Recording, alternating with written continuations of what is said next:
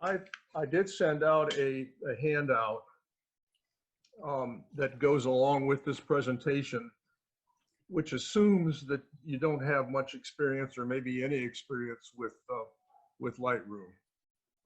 What I'm going to do today, oh boy, can I get rid of these pictures? Yeah, okay. Is walk through the principal functions of Lightroom on the assumption that you don't know too much about it, but then I'm going to go through and edit one photograph. I'll say straight out, even though I've been using Lightroom for quite a few years, I do not consider myself an expert. And there's a lot that, you know, some of you could probably teach me about using Lightroom. So what is Lightroom and what does it do? Well, it does several things. It has, oh shoot, not behaving. Okay, it has a catalog function so that you can basically put together your photographs in what looks like a contact sheet so that you can get quick views of all of your photographs. You can keyword your photographs. I'm pointing with my pointer up to the keywords that I've put on that particular barn photo. That allows you to search the database and find your photos. And when you're like me and you've got 75,000 photos, you need some way to find them. That's one of the tools that's available. You can create collections. On the left-hand column here, I've got some collections identified. There doesn't happen to be anything in this demo database that has any anything, you know, there are no photographs in these collections, but basically I could take this photo and drag it over here to the Africa collection. Well, it didn't, okay. It's supposed to drag over and, well, all right, nothing works. Let's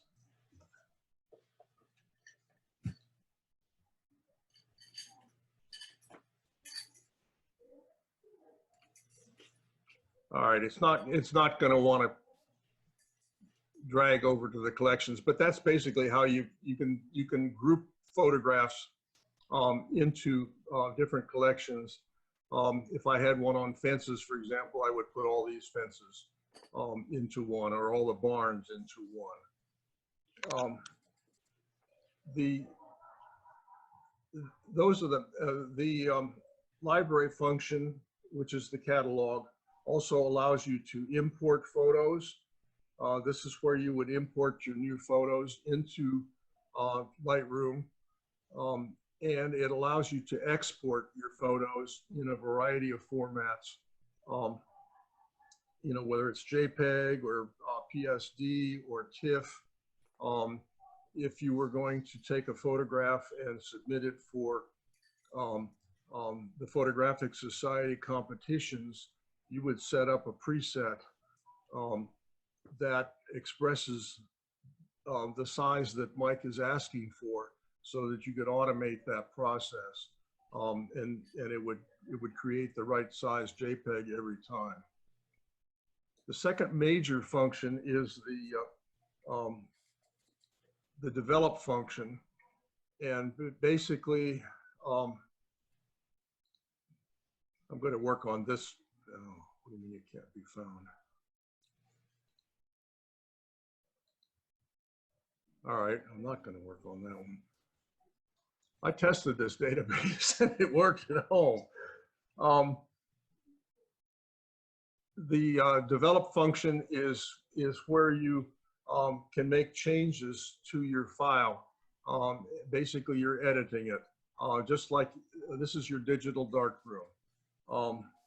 The third major function is the print function, And here you've got a number of different templates that you can set up. Um, they're pre-sized for you, or you can create your own. I'm showing you just some examples of sizes that you can choose. You've got a lot of options on the right-hand screen side when it comes to printing, including how you're going to manage your printing, whether it's going to be done by the printer or whether you're going to use an ICC profile to manage your printing. Your print resolution is there, any kind of sharpening that you want to apply, and so forth. Basically, the functions that you can use in Photoshop for printing are available to you here in Lightroom. There is also the capacity to post to the web. There is a capacity to set up a slideshow. But those are the major functions. One other thing that you can do is you can post automatically to Flickr, or if you have a SmugMug account, you can post automatically to SmugMug, or if you're selling on Adobe Stock, you can post automatically to Adobe Stock. So those are some rather nice features. So let's talk about the library function then. In the library function, the first thing you can do is view your photographs. And if I double click on this, it brings it up full size. And I can look at it and decide, whether I want to keep it, whether I want to delete it, whether I want to, what kind of edits I might want to do. If I hit G, it's going to bring me back to the film strip view. Now I have already flagged this photograph with a red code, just indicating that it's one that I want to work on. If I can give it up to 5 stars, I'll give it 4 stars by hitting the 4 key, or I can get rid of the stars to remove the flag. I can hit 0 to get rid of the stars if I don't want the stars there. I've already mentioned that you can sort these photographs into collections, which for some reason doesn't want to work tonight.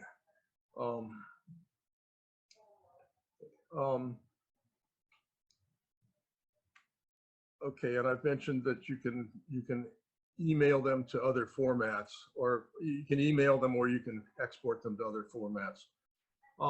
Why do you want to have keywords? Well, it's for finding your photographs and for grouping them, and especially once you have a lot of photographs, you need to do that. You can also add metadata.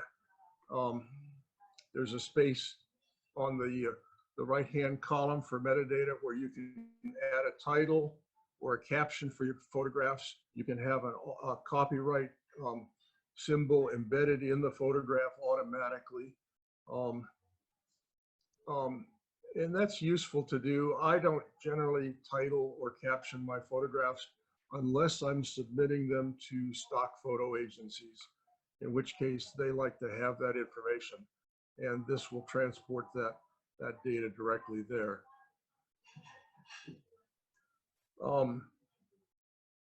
So what's my workflow with the library function?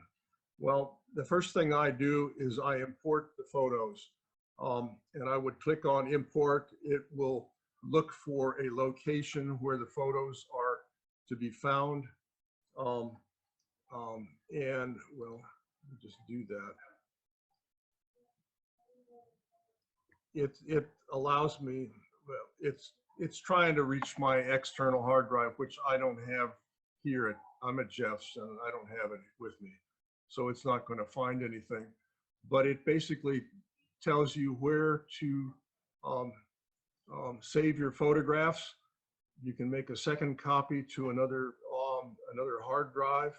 If you want to add the photographs to a particular collection, you can do that at that time.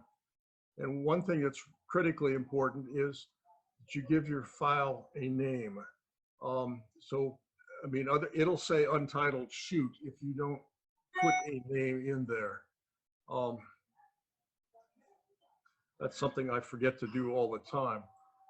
You can also add keywords at the time you're doing your import if they are all the same keyword, and you can put a copyright date on. So I find that adding those metadata are important. The second thing I do is I go through and I select which photographs I want to keep and which ones I want to delete. And let's say I want to keep this photograph. You know, that one's missing apparently on the hard drive. Let's keep this one. I would mark it with a P, which flags it as a pic, and it puts a little white flag on it. If I decided to get rid of it, let's get rid of this one. I would mark it with an X. It's marked to be rejected, and it puts a little black flag there. I can then filter these photographs by going to rejected photographs to delete, and I can delete this one and it would get rid of it off my hard drive. I'm not going to do that tonight. So sorting, picking, coding, that's what I do in the library function. The develop function is where I spend most of my time. And unfortunately, that's the photograph I was going to work on tonight. Let's find another one. Okay. All right, let's pick this one. It's not a particularly interesting photograph, but we can work with it. In the develop function, the first thing is I always shoot in RAW rather than JPEG. And the reason I do that is because the computer file with your image contains all of the data that was captured by the camera.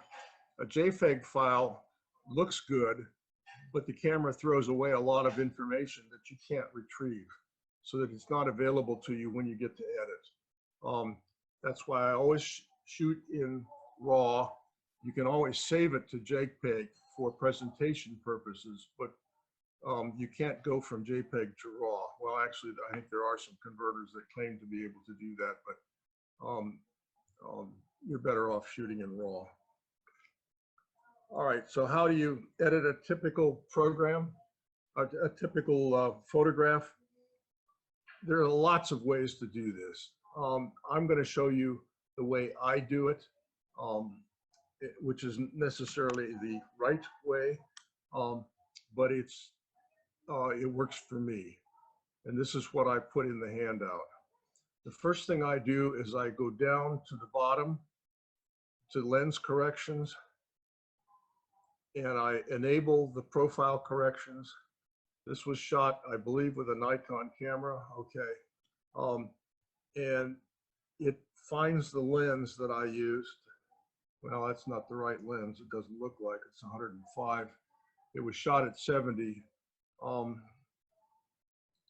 It's supposed to find the correct lens. You can get on the list and find it.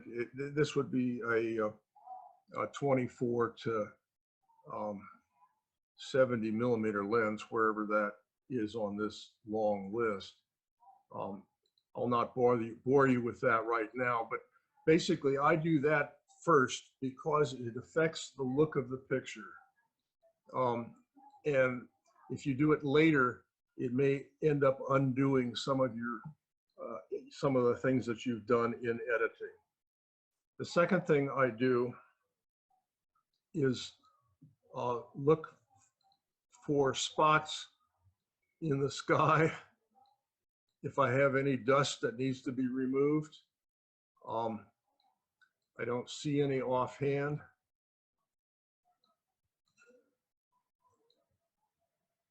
If you do find some, there's a little button right here, the spot removal tool that you can use um, to erase spots.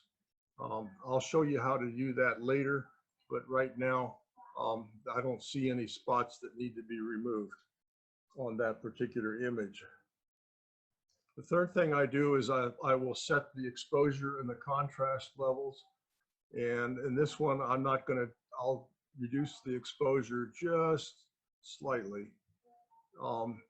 And I may increase the contrast a little bit, but I often don't do much with contrast, and sometimes I reduce the contrast rather than increasing it. Although in this case, I think it adds a little snap to the picture to add just, in this case, 15 for contrast. I might also then go to cropping and straightening. This is the cropping button. And if I say, well, okay, I'd like that post to be a little straighter than it is, I can, although it's pretty straight, I can rotate the photograph a little bit. I can also, I can reduce the size, and you can either do it with the aspect ratio maintained, or you can change the shape of the picture by how you do it. Let's just leave it like that. Just so I've shown you that you can do the cropping and the straightening. The second thing, the next thing that I might do in this case is the sky is awfully light.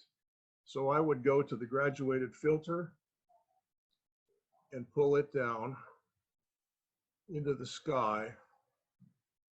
And then once you do that, all of these functions are available to you to use on that area. And in this case, I'm pulling down the exposure. That's probably a little too much, but let's say about 75. And I could, I could increase the blacks a little bit, maybe.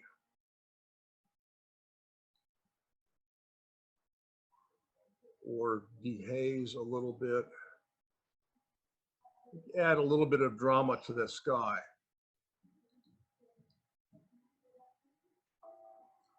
Now, if you want to, you don't have to do those things. There are presets on the left-hand column where you can scroll through the different presets to get different looks. Here's high contrast and detail, which, it gives you a different starting point, or vivid, which gives you a pretty bold sky.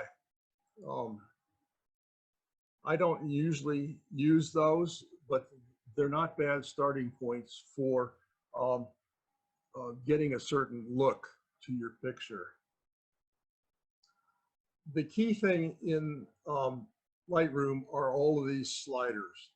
One of the first things that I like to do is adjust the white level, and I'll do that by holding down on the PC, Alt, click, and then drag to the right, and you can see the little blue at the top, which means I'm hitting the top of the white on the histogram. I'll do the same thing for the blacks, Alt, click, and drag to the left until black specks start to show up.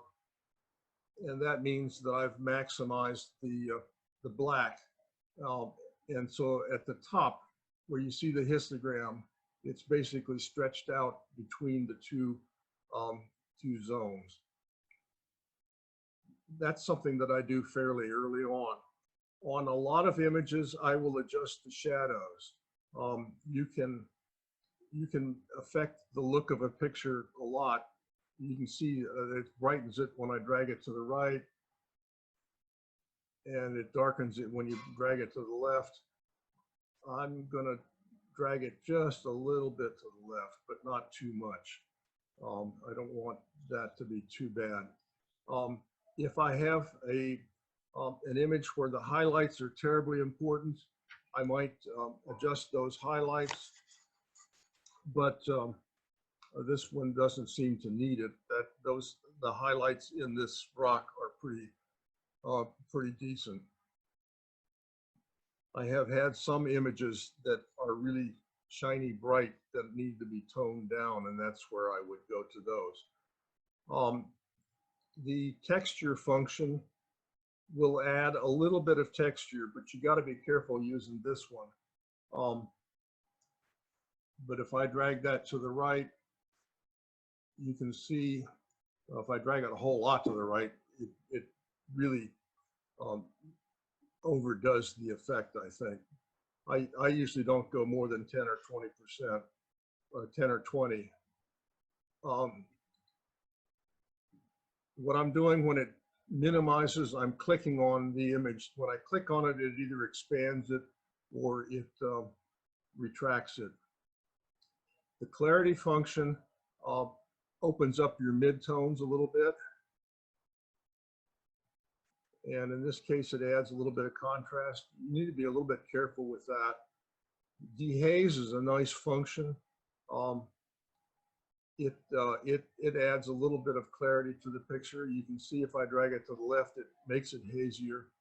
And if I drag it to the right a little bit, it clears up the look. But again, I try not to do too much with that. Vibrance, I might use a little bit to pump up the colors. The one after that is saturation, and I almost never touch that one. It's pretty crude. Vibrance does pretty much the same thing, and it's more subtle in its effect.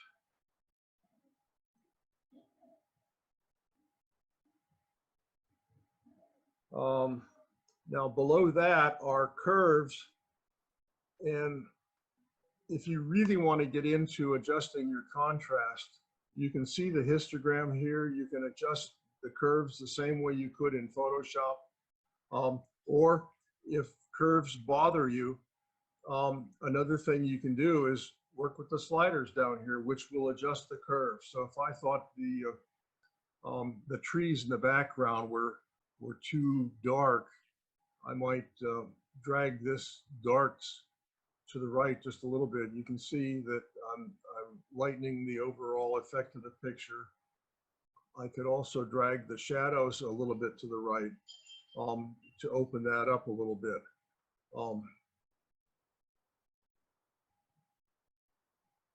Below that are the color adjustments. Now, let's suppose I didn't like the yellow. You've got saturation, luminance, and hue that you can adjust. And I often go to these functions to make tonal changes in a photograph. In this case, I might think that the yellow was a little bit too light, and I could drag the luminance to the left. You can see that if I move it to the right, it gets very light. But if I bring it to the left, it looks, to me, it looks a little bit more realistic.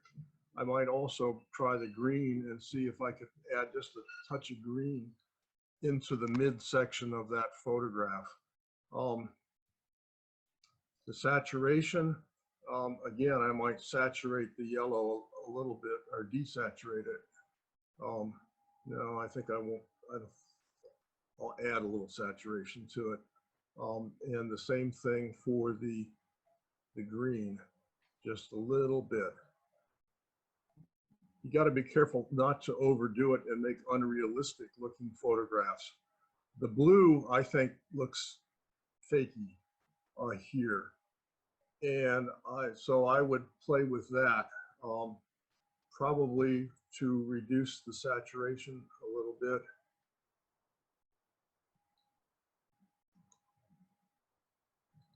And maybe also reduce the luminance a little bit. I want some sky there, but I don't want it to look like it's artificial. One of the last things I do in editing, I usually don't do sharpening. A lot of people do sharpening, and you can do it here and you can see the effect of it. If I were to drag the amount around a little bit, you can kind of see an effect here. I think you can overdo that easily. If you have noise in the sky particularly, you can adjust that. I rarely mess with that. I do almost always add a vignette. And you can do that by going down to the effects function and then dragging to the left. If I drag it a lot, I can have, you know, a terrible effect, I think, on it. But I usually go somewhere around 15, maybe a little bit more. I want to darken the corners, but I don't want it to be so obvious that I've done it. That tends to, it tends to highlight the central point of interest within the picture without, you know, without being an obvious thing. Now, one other function, we didn't talk about spot removal and removal of things that you don't want, because I couldn't find any spots to remove. But let's suppose I didn't want this thing. I could go to the where is it? Yeah, I think that's right. No, that's not what I want. Where's the function I want? Okay, well, it's this one. I can heal this. It's got cloning and it's got healing. If I use the heal function and simply drag across it,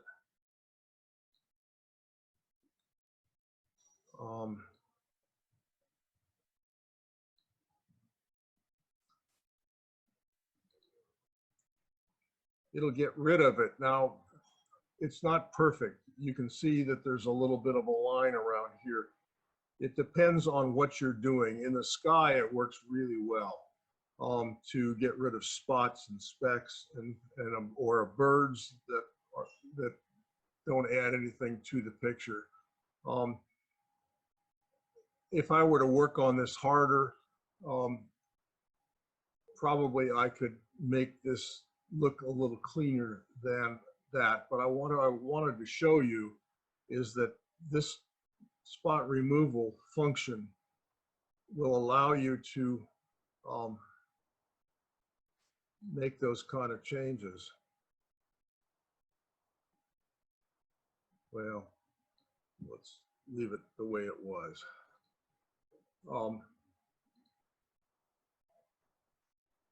At this distance, you can't see it. It's only when you zoom in really close that you can see it. All right, well, suppose you wanted to do a black and white image out of this picture. There's under the basic function, you can click black and white, and voila, there it is. It's black and white. On the presets button on the left panel, you've got several different looks that you can apply automatically.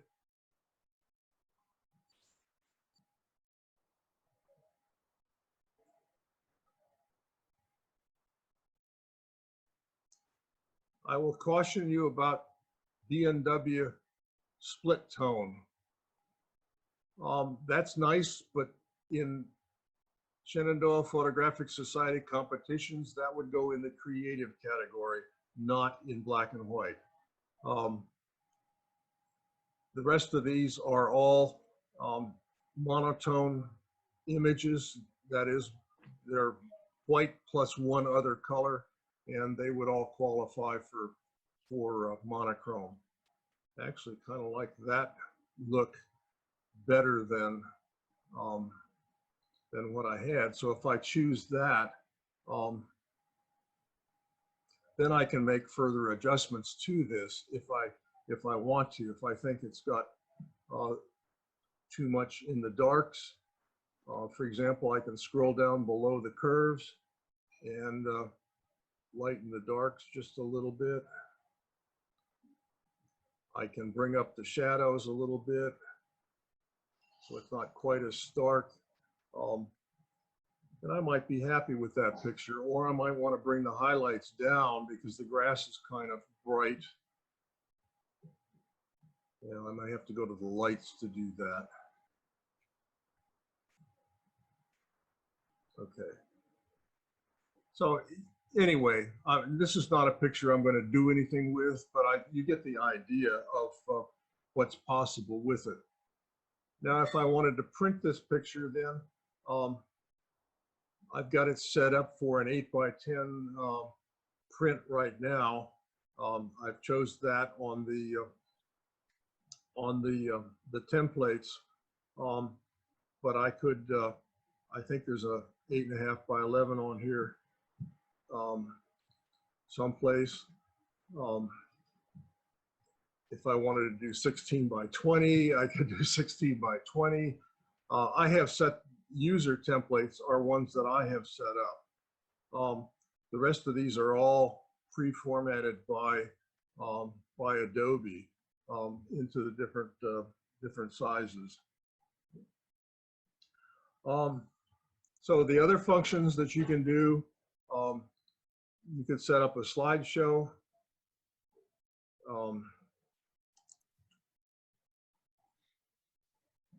And it'll scroll through these. You can set the timing and so forth so that it scrolls through the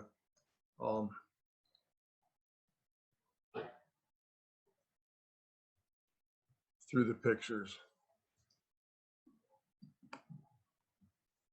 I'll not play it any farther. You get the idea though. And if you're setting up a display someplace, this is a good way to do that because you can have it playing continuously.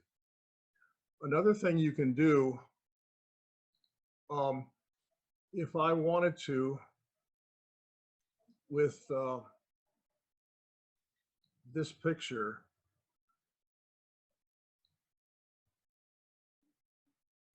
I'm going to reset it back to what it was. I can edit this in another piece of software. And I think it's this one. Go to edit in. I can edit in Photoshop. More often I will put it into on-one effects.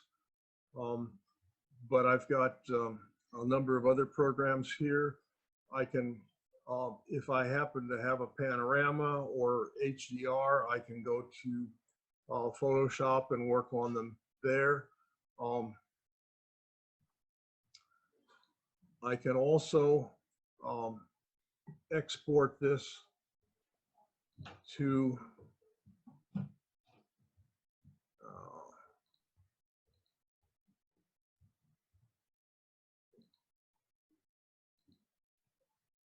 I can export it to Photo Matrix, which I use for HDR. You can actually take a single image and do a HDR on it to enhance, to bring out some of the detail in the shadows and tone down the bright spots in your picture. So I don't necessarily do all of my processing in Lightroom, but you can. The develop function is quite full-featured, and you can do a lot of things with it. One of the things I did not mention is local adjustments.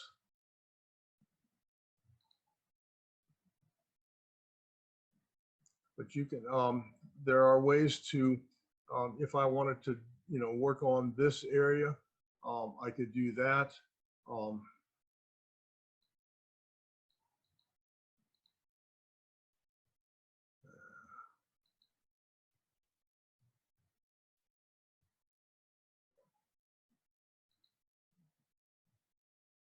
Obviously, this is not something I do very often.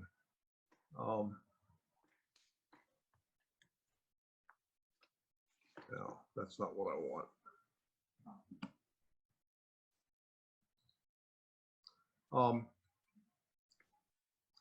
I do use the graduated filter a lot, as I showed you earlier, to darken the sky. But there are ways to go in if I wanted to work on this area and lighten it or darken that particular area. I could do that, but somebody else is going to have to show you how to do that, because I do it in on one photo effects. I don't do it in this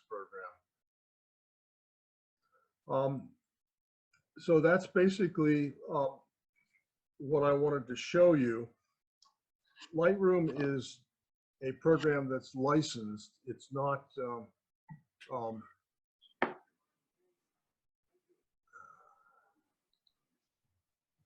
do I get this back, Jeff? Norm, Yes. can I ask you a question? Yes. I have, you know, used Photoshop for a long time, and I'm a little bit confused about, it seems like they do a lot of the same things. They do a lot of the same things, and if you're really adept at Photoshop, you may not need to have this. What this has, the library function, Photoshop does not have. Right, right.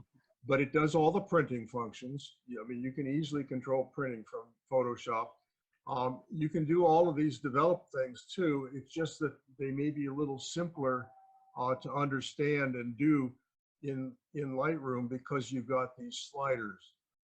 Okay, yeah. But if you're used to one, there's no reason it to might switch. not make that much difference. Yeah, that's right.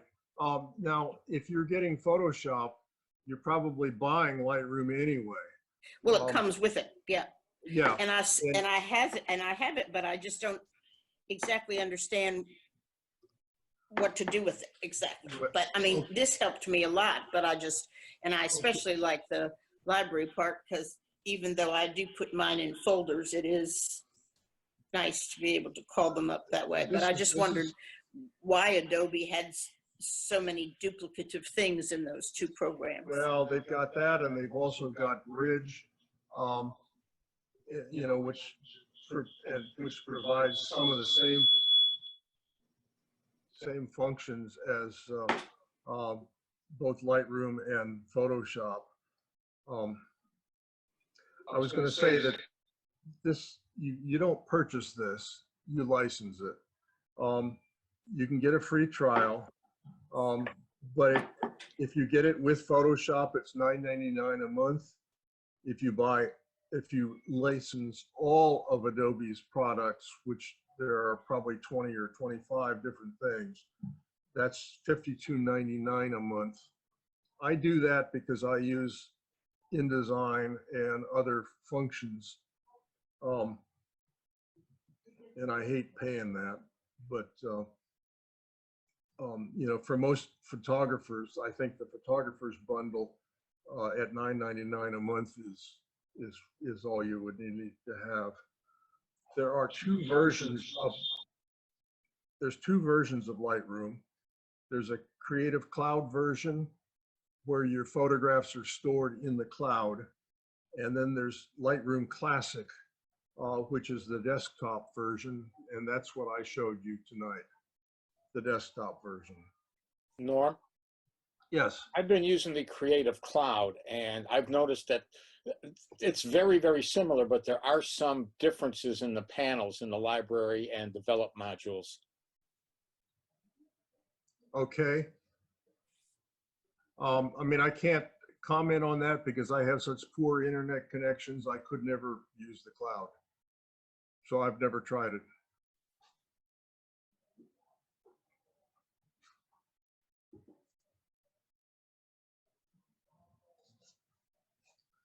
I want to mention that our next program in August is going to be about Photoshop. Ryan Wilson's going to talk about that. And I think it should be a perfect adjunct to this so that you can see some of the features of Photoshop. And I'm guessing, Ryan, probably some of the things that you can do in Photoshop that you really can't do in Lightroom. Layer masks for layers and masks, for example. Yes, Norm, exactly. may I ask you a question? Yes. Earlier in the demonstration, you used a control function with the darks and lights sliders. Can you go over that again, what you were doing? Yes. And how to Okay. This is actually something that you should do fairly early in your editing process. You're in the develop module, right. and you've got these white and black sliders. Mm-hmm. What you do is on a PC, hold down Alt, click, and then you can drag your slider to the right or to the left, and it will highlight on the screen when you're overexposed, basically. So in this case, I might pull the whites down and see what that does, and then Alt, click, drag the black to the left, and you can see where the black is starting to show up. If I drag it way over, it's going to really make that image very dark. All I want to do is allow the blacks to be a little bit black. That depends on the effect that you want to have. Sometimes people drag them farther to the left and have more black. But what you're aiming at is to expand. I'm up at the histogram at the top now. You're aiming to expand your histogram just so it touches both sides.